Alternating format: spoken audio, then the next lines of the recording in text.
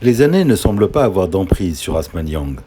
Lors de son entraînement quotidien au Cap Gym de Noisy-le-Grand, en Seine-Saint-Denis, elle retourne à la tâche avec une motivation et une rigueur sans faille. À 36 ans, elle a en elle une abnégation qu'il faut lui reconnaître, tant son parcours ne la prédestinait pas au judo de haut niveau. Née d'un père peul d'origine sénégalaise et d'une mère marocaine d'Oujda, elle grandit à Mohammedia, près de Casablanca, jusqu'à l'âge de 11 ans. Dans la tête de la petite Asma, naît alors une passion folle. Mon rêve, c'était de faire les Jeux, depuis que je suis petite. Donc j'ai dû voir mes premiers Jeux, j'avais 5-6 ans. Je sais pas, c'était Séoul. Donc voilà, mes premiers Jeux que j'ai vus à la télé, je pensais que c'était un métier. Donc moi, à l'école, je dessinais des anneaux. Enfin, voilà, les Jeux, c'était les Jeux. Une obsession, je regardais. J'ai pas raté, je crois, tous les Jeux qu'il y a eu à Atlanta. Enfin, j'ai jamais raté des Jeux Olympiques à la télé tous les 4 ans. J'attendais avec impatience que ça passe. Arrivée en France à Noisy-le-Grand, dans les bagages de sa mère, elle se consacre à fond au sport. Elle commence par l'athlétisme, mais c'est un échec. Elle se tourne alors vers le handball et devient championne de France des moins de 18 ans avec son club. Le déclic survient à 20 ans, en entrant dans le dojo. Il n'y a rien qui m'a plu au début. Donc voilà, je suis rentrée, la petite anecdote, c'est que voilà, il y avait une odeur qui était atroce, donc je voulais pas rentrer dans un dojo la première fois. Et donc du coup, c'est surtout un entraîneur qui a su me persuader que je ferais une belle carrière dans ce sport. Et en fait, ça a été mon premier prof, Yves Abdoun, que je salue, qui était à Villers-sur-Marne et qui m'a en fait il m'a laissé entendre que c'était possible encore à l'âge de 20 ans de faire quelque chose de beau. Et finalement, j'y ai cru et ça a marché. S'entraînant avec passion, elle commence à 21 ans une carrière chez les sapeurs-pompiers de Paris. J'ai rencontré un major qui m'avait dit qu'il y avait, ça y est, les filles, c'est les premières vagues, et les filles, on autorise les filles depuis 1 an ou 2. Alors voilà, le métier c'est ça. Puis je lui dis, qu'est-ce que ça consiste à quoi? Il me dit, sauver des vies et puis faire du sport. Alors moi, voilà, je me voyais avec une cape et en plus de ça, faire du sport toute la journée. Donc c'était un métier, s'il s'avère que j'avais pas une vie extraordinaire comme faire les Jeux et être athlète de niveau, en fait, je compensais avec faire un métier extraordinaire. Donc du coup, j'avais accepté de faire ce métier-là parce qu'il me plaisait au départ. Et puis donc du coup, voilà, je me suis, à l'âge de 21-22 ans, je suis rentrée chez les sapeurs-pompiers de Paris.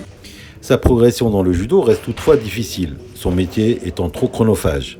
En 2012, le rêve olympique reprend le dessus et Asma décide de s'y consacrer à fond. C'est un métier qui est pas facile, ça c'est sûr. Après, ça m'a énormément mûri. Je suis rentrée vraiment en jeune fille.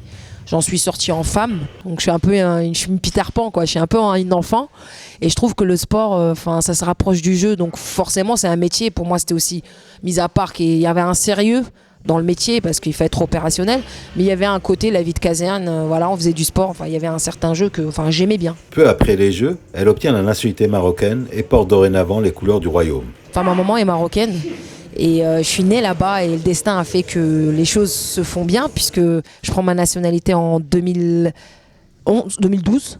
Et du coup, c'est la plus belle décision que j'aurais jamais prise puisque derrière, je vis mon rêve en fait. Après, j'ai fait des compétitions, j'ai porté les couleurs du Maroc et puis j'ai été le meilleur palmarès du judo marocain parce que j'ai levé le drapeau dans des plus prestigieux tournois comme le Grand Prix de Düsseldorf. Il n'avait jamais été levé.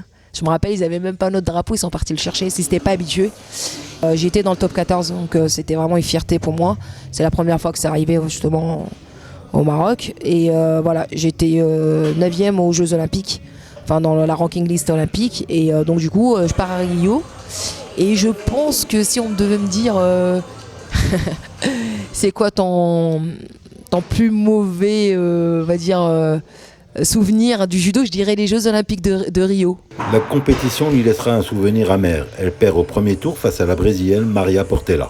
J'étais tellement focus sur les Jeux que je suis arrivée et c'était en fait le feu d'artifice, c'était mon voyage. Forcément, des gens qu'on voit à la télé, des Djokovic, des Nadal, des Usain Bolt, d'être là et on est au même piédestal. Et dire que je les ai vus à la télé, je trouve ça génial, quoi, en fait. Et en fait, il y a eu une consécration quand même. Il y a eu une consécration, mais en fait, ça m'a donné une très belle leçon en fait de vie et ce qui est arrivé à Rio. Ça peut pas se produire à Tokyo. Après les JO, elle veut abandonner la compétition et se donne 1 an pour terminer quelques tournois. Finalement, l'envie revient avec la préparation physique. Je ne réfléchis plus au jeu. C'est une compète comme toutes les autres. Là, je suis en train d'apprécier vraiment chaque jour que j'ai, en fait, que le bon Dieu me donne pour être en forme et m'entraîner. Et je ne regarde pas devant du tout. Je suis focus, hein, j'ai vraiment envie d'avoir une médaille. Hein. Mais là, ça y est, mon rêve, il a été fait. Donc là, Tokyo, c'est autre chose. Vraiment autre chose.